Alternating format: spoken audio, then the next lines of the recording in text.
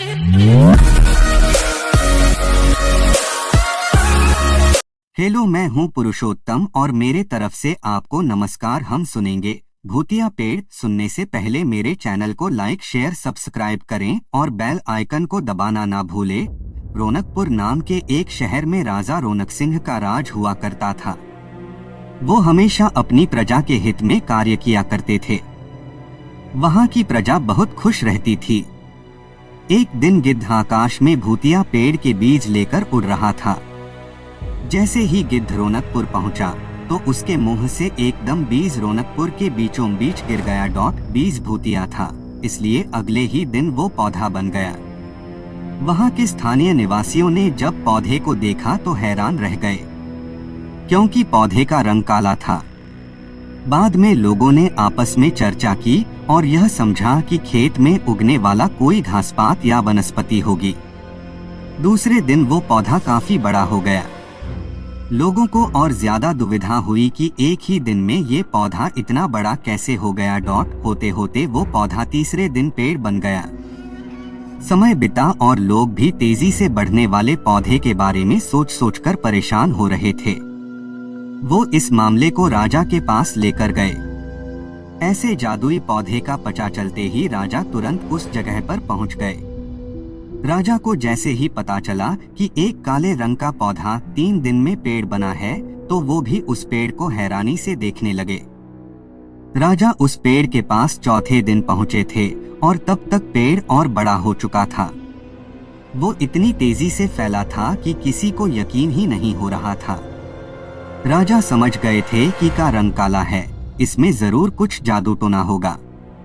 इसी सोच के साथ राजा ने घोषणा कर दी कि जो भी इस पेड़ को खत्म करेगा उसे वो इनाम के तौर पर 1000 सोने के सिक्के देंगे। यही नहीं, राजा ने यहाँ तक कहा कि पेड़ को खत्म करने वाला व्यक्ति मेरी मृत्यु के बाद मेरी राजगद्दी पाने का हकदार भी बनेगा। इतनी बड़ी घोषणा सुनने के बाद हर कोई पेड़ खत्म करने के लिए अपना दिमाग लगाने लगा। राजा के सारे चतुर मंत्रियों ने भी तरकीब लगाई, लेकिन पेड़ को कोई भी नष्ट नहीं कर पाया। किसी ने पेड़ के आसपास आग लगवाई तो एक मंत्री ने उस भूतिया पेड़ को हाथियों तक से खिंचवाया, लेकिन पेड़ को कुछ भी न हुआ। अब लोगों के मन में डर बैठ गया और उन्हें लगा कि पक्का यह ऐसा वैसा नहीं बल्कि भूतिया पेड़ है। तभी उस गांव के एक समझदार व्यक्ति को राजा की घोषणा का पता लगा। जानकारी मिलते ही वह अपने गुरु के पास भूतिया पेड़ से जुड़े रहस्य को जानने के लिए पहुंच गया। गुरु जी ने अपनी ध्यान की शक्ति को एकत्र करके देखा और उससे पूछा, क्या तुम पेड़ को खत्म करना चाहते हो? समझदार व्यक्ति ने जवाब दिया, हाँ गुरु जी, सब उससे परेशान हैं। गुरु जी ने बताया कि उसे खत्म करने का एक ही तरीका है। इसके लिए तुम्हें उस पेड़ के आसपास नमक डालना होगा। इस तरकीब के बारे में जानते ही वो व्यक्ति तेजी से राजा के पास गया और कहा कि इस पेड़ के आसपास आपको नमक डलवाना होगा। ऐसा करने पर ही यह पेड़ खत्म होगा। राजा ने अपने सैनिकों को ठीक ऐसा ही करने को कहा। सैनिकों ने मिलकर पेड़ के चारों ओर खूब सारा नमक डाल दिया। कल ने दिन नमक डालने के 1 दिन बाद ही पेड़ का आकार कुछ कम हुआ। होते होते 5वें दिन तक पेड़ एकदम छोटा हो गया। उसके बाद गलकर वो गायब ही हो गया। उस व्यक्ति की तरकीब काम कर गई और राजा ने खुश होकर उसे इनाम की 1000 सोने की मोहर पहले दी। उसके बाद एक पत्र दिया जिसमें लिखा था कि वो राजा के मरने के बाद उनकी गद्दी को संभालेगा।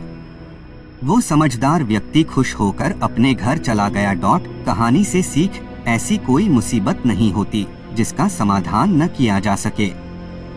जरूरत है तो बस धैर्य और समझदारी की। आपको मेरी वीडियो अच्छी लगे तो मेरे चैनल एनरेटिव को लाइक, शेयर, सब्सक्राइब करें और बेल आइकन को दबाना ना भूलें। जय श्री राम।